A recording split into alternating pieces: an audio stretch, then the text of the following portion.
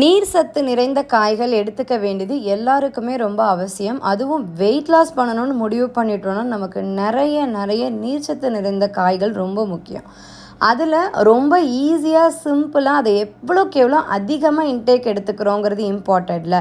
சுரைக்காயை கூட்டாவோ சாம்பாராவோ வைக்கிறோன்னா நம்மளால் எவ்வளோ சாப்பிட முடியும்?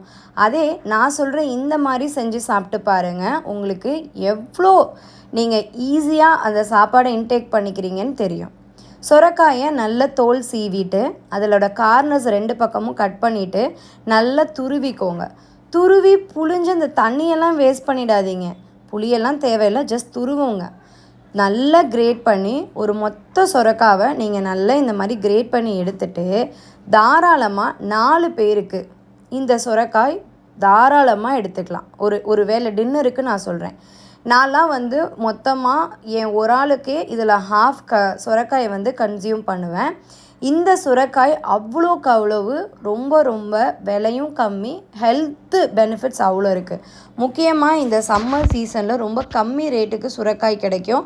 ஸோ நீங்கள் மார்க்கெட் போகிறீங்கன்னா 2-3 சுரைக்காய் வாங்கி ஒரு வாரத்துக்கு 2-3 தடவை யூஸ் பண்ணி பாருங்கள்.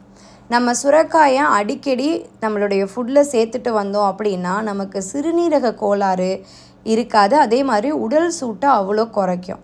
ஸோ நல்லா நான் இப்போ செய்ய போகிறது சுரைக்காய் சப்பாத்தி தான். ஆமாங்க, தேவையான சப்பாத்தி மாவு கோதுமை மாவை எடுத்துகிட்டு அதில் தேவையான உப்பு போட்டுட்டு நம்ம துருவி வச்சுருக்கிற சுரைக்காவை போட்டு மாவையும் இந்த சுரைக்காவும் நல்லா மிக்ஸ் பண்ணுங்கள். இந்த சுரைக்காயில் இருக்கக்கூடிய தண்ணி எல்லாமே வெளியே மாவுக்கு ஒரு நல்ல கெட்டி பதத்தை கொடுக்கும். அது வரைக்கும் நல்லா ஒரு 2 to 3 minutes நல்லா 2 கையால் பிசைங்க. நல்லா பிசைஞ்சிட்டே இருக்கேன். இந்த மொமெண்ட்டில் நீங்கள் தண்ணியோ எண்ணெயோ எதுவுமே சேர்க்காதீங்க.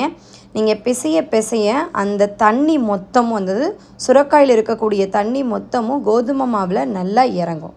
நல்லா இறங்கி முடித்ததுக்கு அப்புறமா உங்களுக்கு இன்னும் அந்த கெட்டிப்பதம் வரலைன்னா அப்போ நீங்கள் தண்ணியை தெளிங்க. ஊற்றாதீங்க, தண்ணியை தெளித்து இன்னும் நல்லா மிக்ஸ் பண்ணுங்கள். ஒரு நல்ல சப்பாத்திக்கு நீங்கள் சோடா உப்பு சேர்க்கணும், நிறைய எண்ணெய் சேர்க்கணும் அப்படிங்கிறதெல்லாம் தேவையே இல்லை. நல்லா நம்ம பிசைய அந்த மாவு ஒன்றையும் நம்ம நல்லா பிசைய அதோடைய அந்த காற்று அழுத்தம், நம்ம கொடுக்கக்கூடிய அந்த அழுத்தத்தில் ஒரு நல்ல ஏர் ஃபார்ம் ஆகும். அந்த ஏர் நல்லா ஃபார்ம் ஆச்சுனாலே நமக்கு சப்பாத்தி சும்மா புஸ்ஸுன்னு உப்பும். அப்போ ஆட்டோமேட்டிக்காக சாஃப்ட்னஸ் கிடைக்கும். ஸோ சோடா உப்பு போட்டால் தான் சாஃப்ட்னஸ் கிடைக்குதுன்னு யோசிக்காதீங்க. எங்கள் வீட்டில் உண்மையாகவே நான் சமைக்கணும் அப்படின்னு ஆரம்பித்ததுலேருந்து how started my food career 2013 start பண்ணேன். அதிலிருந்து இப்போ வரைக்கும் நான் சோடா உப்பை எதுக்குமே யூஸ் பண்ணதே கிடையாது. ஸோ நீங்கள் இந்த மாதிரி செய்யும்போது உங்களுக்கு தயவு செஞ்சு சோடா உப்பெல்லாம் சேர்த்தா தான் உப்பிக்கிட்டு வரும்னு நினைக்காதீங்க. நீங்கள் பிசைய அந்த மாவையும் அந்த தண்ணியையும் நல்லா ஒன்றா கலந்து பிசைய அதில் ஒரு கேப் ஃபார்ம் ஆகி ஏர் வருது பார்த்திங்களா, அதுதான் முக்கியம். சுரைக்காயில் விட்டமின் B, C சத்துக்கள்லாம் அதிகமாக இருக்குங்க. 96% நீர்ச்சத்து தான். 3.2% இரும்பு சத்து இருக்குது. அதே தாது உப்பு 0.5%, பாஸ்பரஸ் 0.2%, புரதம் 0.3%, கார்போஹைட்ரேட் ஜஸ்ட் 2.3% தான் இருக்குது. இந்த சுரைக்காயோட அந்த சதை பகுதி இருக்குது பார்த்திங்களா, அதை ரசமாக்கி அதோட எலுமிச்சை சாரெல்லாம் சேர்த்து குடித்தோம் அப்படின்னா நமக்கு அதில் சிறுநீரக கோளாறில் இருக்கக்கூடிய பிரச்சனைகள், அதை சிறுநீர் கட்டு, நீர் எரிச்சல், நீர்க்கட்டு, இது எல்லாமே ரொம்ப ஈஸியாக நமக்கு குறைஞ்சிரும். முக்கியமாக அஜீரண கோளாறு இருக்கிறவங்கலாம் சுரைக்காய் அதிகமாக சாப்பிடலாம். தாகம் அதிகமாக ஏற்பட்டுக்கிட்டே இருக்குது, எனக்கு ரொம்ப ட்ரை ஆகுது சீக்கிரம்னா நீங்கள் சுரைக்காய் அவசியம் எடுத்துக்கணும். ஸோ நல்லா மாவு ஒன்றா கெட்டி பதத்துக்கு வந்ததுக்கப்புறம் கொஞ்சம் தேங்காய் எண்ணெயை கையில் ஸ்ப்ரெட் பண்ணி நல்லா மாவை பிசைஞ்சிக்கிட்டே இருக்க உங்களுக்கு கையிலையும் மாவு ஒட்டாது, கிண்ணத்துலேயும் மாவு இருக்காது. மொத்த மாவுமே சப்பாத்திக்குள்ளே வந்துடும். ஸோ இப்போ உங்களுக்கு சப்பாத்தியோட கன்சிஸ்டன்சியில் மாவு தயார். இன்னும் 2-3 தடவை நல்லா பிசைஞ்சிக்கிட்டே இருந்தீங்கன்னா நான் சொன்ன அந்த ஏர் இன்னும் நல்லா ஃபார்ம் ஆகி ரெடி ஆகிடும். இதை ஒரு லிட்டு போட்டு நான் மூடி ஓரமாக வச்சிடுறேன். ஒரு 5-10 minutes இது இப்படியே இருக்கட்டும். இல்லை நான் ஒரு 1/2 an hour வச்சுக்கிறேங்க, எனக்கு டைம் இருக்குன்னா தாராளமாக நீங்கள் வச்சுக்கலாம். என்னை பொறுத்த வரைக்கும் ப்ரீப்ரேஷன்லாம் என்னோடய ஃபுட் ஸ்டைலில் கிடையாது. மேக்ஸிமம் நான் ஒரு 10 மினிட்ஸு மற்ற வெஜிடபிள்ஸ் கட் பண்ணுற கேப் வேணால் எடுத்துப்பேன். இப்போ நல்லா நம்ம வந்து மாவு ரெடி பண்ணிட்டோம்ல, இந்த நேரத்தில் நான் என்ன பண்ணுறேன், சப்பாத்தி உருட்டுற அந்த சப்பாத்தி திரட்டியில் கொஞ்சம் கோதுமை மாவை ஸ்ப்ரெட் பண்ணி நல்ல பெரிய உருண்டையாக எடுத்து இங்கே இதில் கோதுமை மாவை ஸ்ப்ரெட் பண்ணி நல்லா இதை வந்து தேய்க்கிறேன்.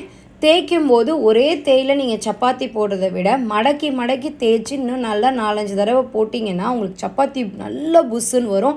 எவ்வளோ நேரம் ஆனாலும் அந்த சாஃப்ட்னஸ் வந்து குறையாது. நீங்கள் அவசியமாக அந்த மாதிரி ட்ரை பண்ணி பாருங்கள். நல்லா ஸ்ப்ரெட் பண்ணிக்கிட்டேன் பாருங்கள், சொரக்காவும் இருக்குது. இது சப்பாத்தி வேகிறதுக்குள்ளே இந்த சொரக்காய் வெந்துடுமான்னு கேட்டால் வெந்துடும். சுரைக்காய் தாராளமாக வெந்துடும்.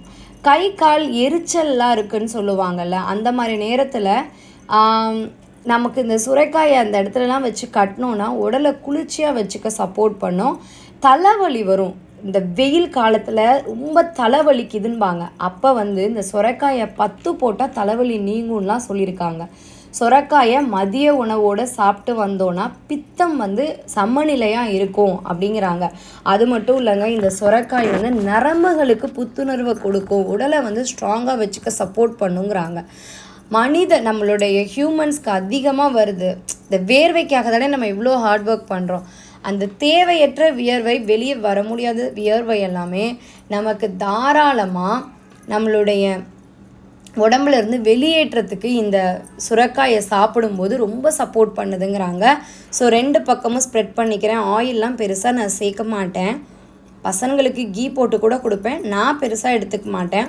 நல்லா 2 பக்கமும் ஸ்ப்ரெட் பண்ணுங்கள். நல்ல ஒரு நம்ம இது தோசைக்கல்ல தேய்ப்போம்ல ஒரு எண்ணெய் துணி, அதை வச்சு நல்லா அழுத்துனீங்கன்னா இன்னும் புஸ்ஸுன்னு வரும். அதெல்லாம் வச்சு அழுத்தலாம், இல்லை கரண்டிலேயே மாவோட கார்னர்லாம் நல்லா அழுத்தி விட்டோன்னா இன்னும் நல்லா புஸ்ஸுன்னு வரும். எண்ணெயெல்லாம் இல்லாமல் ஒரு அருமையான ஹெல்த்தியான நீர் சத்து நிறைந்த சுரைக்காய் சப்பாத்தி. இதில் நீங்கள் ராகிலையும் செய்யலாம். சப்பாத்திக்கு பதிலாக எனக்கு இவ்வளோலாம் டைம் இல்லைங்கன்னா கிரேட் பண்ணி தோசை மாதிரி பேட்டரை மிக்ஸ் பண்ணி செஞ்சு சாப்பிடலாம்.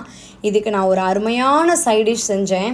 இந்த சுரைக்காய் சப்பாத்தியை எந்த விதமான டிஃப்ரெண்ட்டுமே இல்லாமல் ஒரு நான்வெஜ் கிரேவியோடு வச்சு சாப்பிட்ற மாதிரியோ இல்லை ஒரு வெஜ் கறியோட ஹோட்டல் ஸ்டைலில் செஞ்சு சாப்பிட்றதுக்கு என்கிட்ட ஒரு செம்ம சைட் டிஷ் இருக்குது. அந்த சைட் டிஷ்ஷும் நீர்ச்சத்து நிறைந்த சைட் டிஷ்ஷு தான்.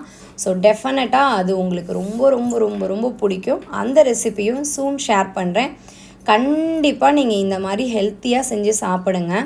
ஃப்ரெண்ட்ஸுங்களுக்கு ஷேர் பண்ணுங்கள். இல்லைங்க நான்லாம் சமைக்கிற ஆள் கிடையாதுன்னா யார் உங்களுக்கு சமைச்சு தருவாங்களோ அவங்களுக்கு இந்த ரெசிபியை ஷேர் பண்ணி இந்த மாதிரி செஞ்சு தர சொல்லுங்கள். கண்டிப்பாக ரொம்ப ரொம்ப உங்களுக்கு பிடிக்கும். ஹெல்த் ரொம்ப முக்கியங்க. ஹெல்த்து தான் வெல்த்து. ஒரு ஏஜுக்கு அப்புறம் நம்ம எவ்வளோ ட்ரை பண்ணாலும் நம்ம ஹெல்த்தில் இருக்கக்கூடிய சில விஷயங்களை மாற்ற முடியாது. ஸோ வாய்ப்பு கிடைக்கும் போதே அந்த ஹெல்த்தை ரொம்ப ஹாப்பியாகவும் பர்ஃபெக்டாகவும் ஸ்ட்ராங்காகவும் வச்சுக்க ஹெல்த்தியாக சாப்பிடுங்க. டயட் இஸ் 70% ஆஃப் ஹெல்த்துக்கு முக்கியமானது. ஸோ இந்த சப்பாத்தி எப்படி இருந்துச்சு, இந்த மாதிரி வேறு ஏதாவது டிஃப்ரெண்ட் ரெசிபிஸ் வேணும்னா கமெண்ட் பண்ணுங்கள். தேங்க்யூ ஃபார் வாட்சிங்.